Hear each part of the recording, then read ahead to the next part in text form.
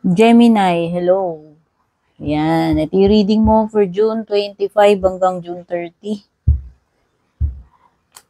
Maraming salamat sa pag-drop by mo para manood ng readings ko, Gemini, lalong-lalo na kung matagal ka na rito, nakapag-subscribe ka na, like and follow. At para doon sa mga bago, please don't forget to subscribe, like, follow.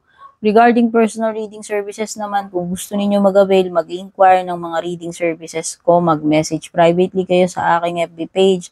Lahat ng kailangan yung details, pati link nakalagay sa description below. Pakitingin-tingin, pakibasa na lang. Okay. Pwedeng magre-resonate, pwedeng hindi. Hindi ito personal reading. Take note of that. So, kunin nyo lang aning mga tumutugma para sa inyo. Huwag ipilit yung mga hindi. Ang overall energy mo, Gemini, I work through your fears. New Moon in Scorpio. Okay? Meron ka bang fear tungkol kay Scorpio? Ano ba itong mga kinakatakutan mo? Ano ba itong mga ipinagdadasal mo, wag sana mangyari? Pwedeng kinakain ka na kasi ng takot mo, Gemini. Susobrahan. No? Parang nabubuhay ka na lang dito sa fears mo. Pagka ganyan, wala kasing mangyayari. So, learn to balance and pray and do kung ano yung kailangan mong gawin. No? Work through your fears. Yun yung pinaka-overall na energy itong remaining days ng June para sa iyo.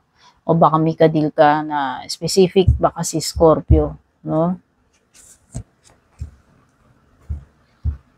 Isa pang issue or concern is about communication. Gemini, this is your this is your expertise, diba? I know, yung mga Gemini are good communicators. You're very analytical. You're very logical person.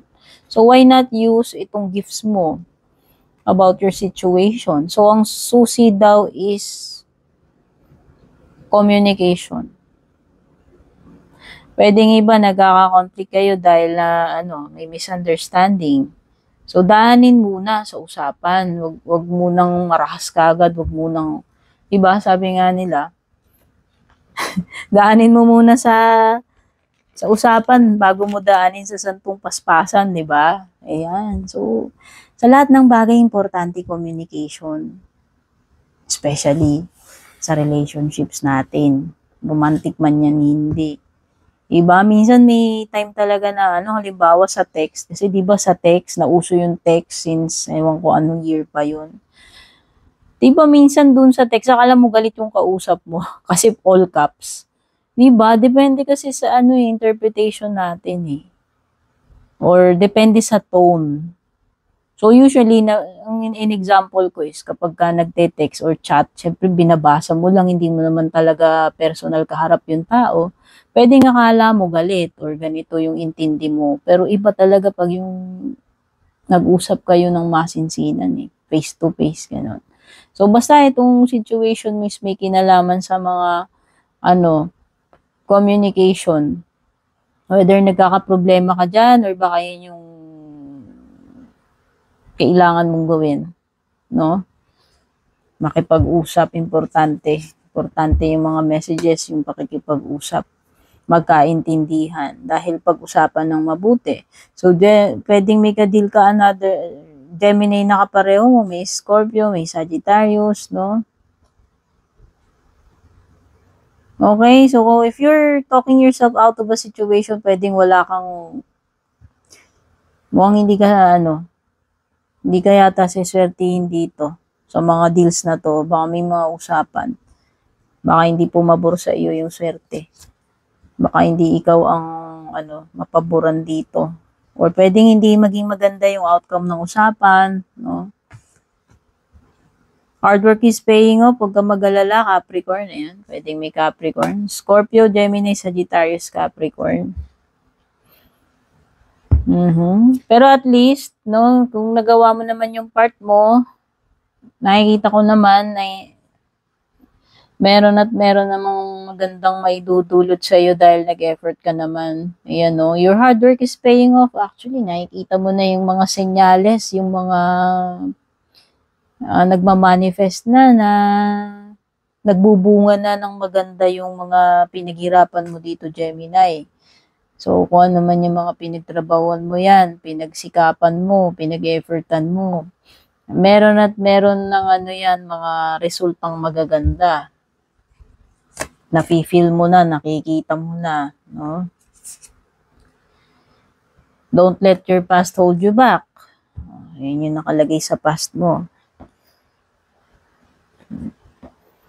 Yun yung may kinalaman sa fears mo, Gemini eh. Meron ba something traumatic nangyari sa in the past? Hindi ka nais-nais? Heartbroken ka ba? May pinagdaanan ka bang matinding trahedya sa buhay in the past? Nagkaroon ka ba ng krisis sa buhay, sa loved ones? Nagkaroon ba ng matinding sakit?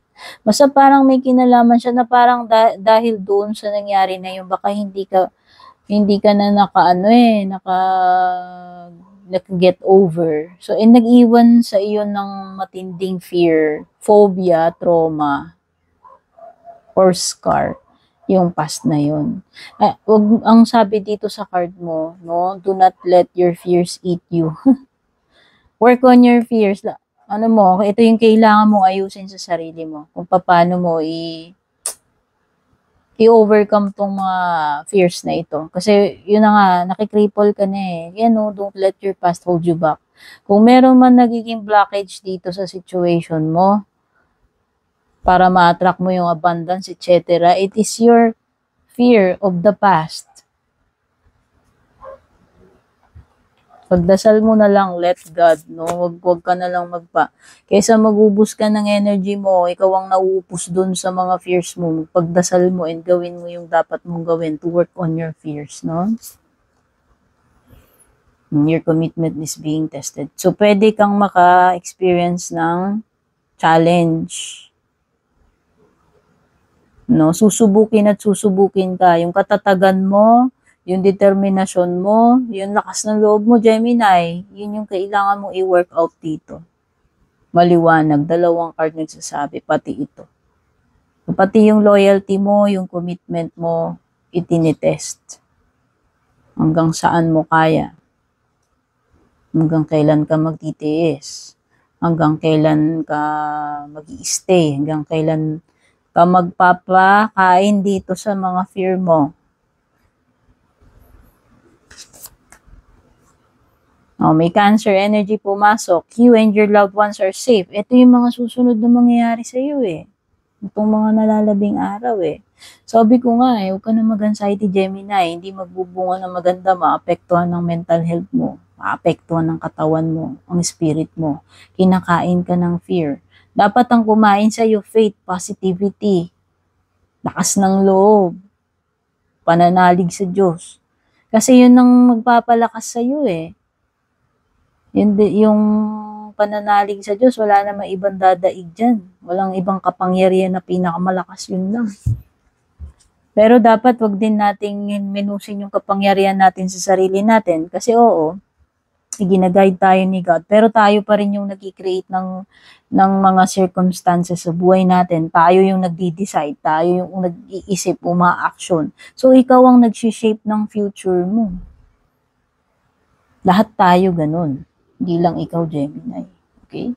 So, huwag ka na mag-alala kasi kung ano't ano man itong mga problema mo about your family, hindi tayo pababayaan ni God. Magiging safe ka at ang family mo. Basta gawin mo lang kung ano yung mga necessaryong bagay na kailangan mong gawin. Huwag kang magpatali dito sa past, sa fear mo. Okay, ano yung pinaka-outcome mo? Ano ba kailangan mo i-release, Gemini? Maliwanag naman. Alam mo anong kailangan mo i-release? Etong unnecessary fears. Kinakain ka ng fear mo. I-release mo yung past mo. Tapos na yan. Wala nang madudulot na mabuti itong dalawa. Nagiging blockage pa yan ng swerte, abundance, peace mo, well-being mo. Nagiging blockage yan eh. So nakikita ko sa outcome mo, marirealize mo rin naman na walang mangyayari dito sa mga to. Eventually, re-release mo rin yung mga yan. And siguro doon lang magkakaroon ng improvement yung situation mo. I-release na yung hindi na dapat nandito. No? Kung ano yung hindi para sa iyong sa highest good, Yun yung i-release natin lagi. Tree of Earth. This is collaboration, teamwork, job, no? Pwedeng magkaroon ka ng trabaho na gustong-gusto mo. Pwedeng makapasok ka sa project na okay yung mga makakasama mo, yung mga teammates mo. And kung nag-e-expect ka ng bagay na ma-accomplish, yes, mukhang oo. Kasi may mga makakatulong ka eh. Importante dito is yung nagtutulungan. At meron kang mga makakasama. May mga bagay, Gemini, na hindi mo kayan mag-isa.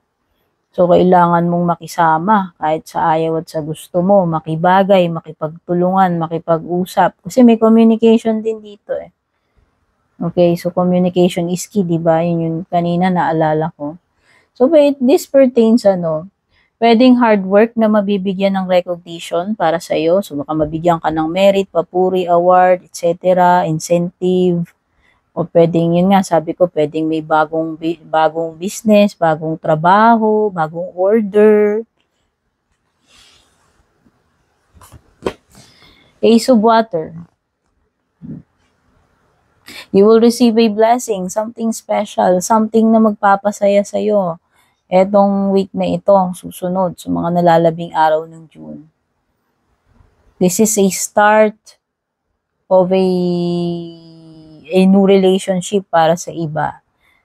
This is a start of a new inspiration, a new feeling. Bago eh.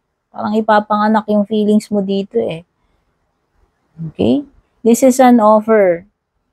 This is an offer. So, pwedeng iba sa inyo makatanggap kayong proposal. Businessman yan o romantic. Okay? Basta may matatanggap ka, Gemini. Emperor, Aries energy. Again, so, wala na kayo. Rewind nyo na rin mga zodiac sign. Ang dami ko nang nakapagod kalkalin. Pero ang dami ko na nabanggit na sign na lumitaw. Pero ngayon may Aries, pinaka-latest.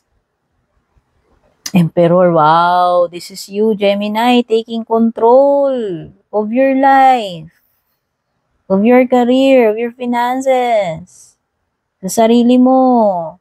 This is you taking over, hindi yung fears, hindi yung past na binabanggit ko dun sa dalawang card mo kanina. Ikaw to. Ikaw ang magdadrive ng buhay mo, magmamaniubra sa kung ano mang direction ng gusto mo. Kaya yung magiging outcome, hindi mo pwedeng isisi sa iba yon kasi ikaw ang driver ng buhay mo eh. Andyan yung kalangitan para i-guide tayo, yung mga angels natin, si God, binibless tayo with mga blessings na kailangan natin sa buhay natin. Pero tayo yung nag-create, di ba?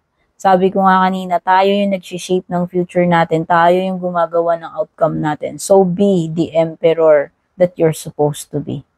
Okay, Gemini, sana nagustuhan mo itong reading, and if you did, don't forget to like, share, follow, subscribe. Kita-kits, take care, sana makatulong sa itong reading.